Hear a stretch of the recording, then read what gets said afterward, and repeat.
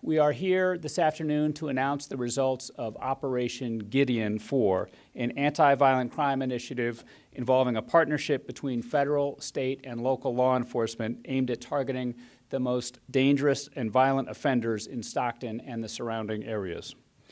Last year, the city of Stockton had a record number of homicides.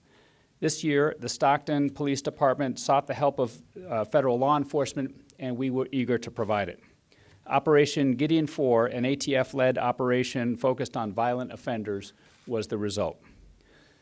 Several months ago, ATF special agents began working with the Stockton Police Department to identify potential targets of investigation, to examine undercover options, to develop leads, to analyze intelligence, and to deconflict. This was followed by a surge of ATF special agents who were brought into this region to work together with the Stockton Police Department and other law enforcement agencies in the region to implement this Operation Gideon IV. The operation was intelligence-driven, beginning with the identification of areas in the city of Stockton where there were significant firearms-related violence, sizable crime gun recoveries, or repeated shooting incidents. To date, this operation has resulted in felony federal charges against 44 defendants. They are charged with a variety of firearms, narcotics, and robbery offenses. 8 prosecutors in my office and one federal prosecutor from the U.S. Attorney's Office in Alaska are prosecuting these cases. If convicted, the defendants in these cases are facing substantial time in prison. At least 11 additional individuals have been charged with criminal offenses by the District Attorney's Office. And to date, as part of this operation, 84 firearms have been seized, including 6 machine guns, 4 short-barreled rifles, and 2 silencers.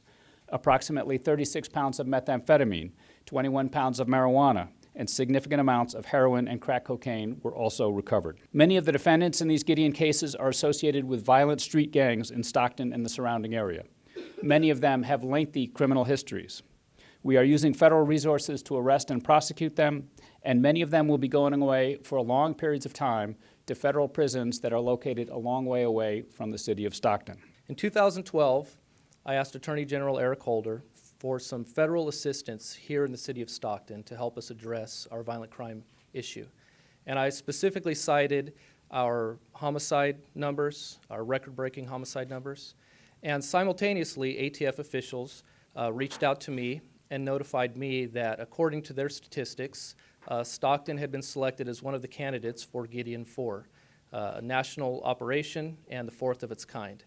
And so I quickly agreed to it, the plans began, and I couldn't be more pleased. Potentially violent gang members, gang groups, and other groups need to be aware of the operation and the consequences of today, because this is not just a one-time operation.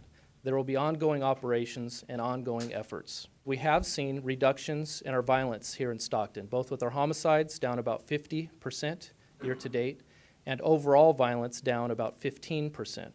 Violent crime in Stockton has met its new nemesis, and the adversary has been identified as ATF's Frontline. Frontline is a new business model for ATF which uses intelligence-driven initiatives that focus on targeted enforcement areas, much like we did here in the city of Stockton and the surrounding area. We strategically saturated criminal-infested areas to identify, arrest, and perfect criminal cases in an effort to remove these offenders from our streets and put them behind bars. This operation used existing ATF resources along with the officers from the Stockton Police Department, the California Highway Patrol, and other law enforcement agencies in the region. Gideon IV conducted more than 223 enforcement actions, such as search warrants and arrest warrants. The sustainable portion of Frontline is important, and we have to focus on that.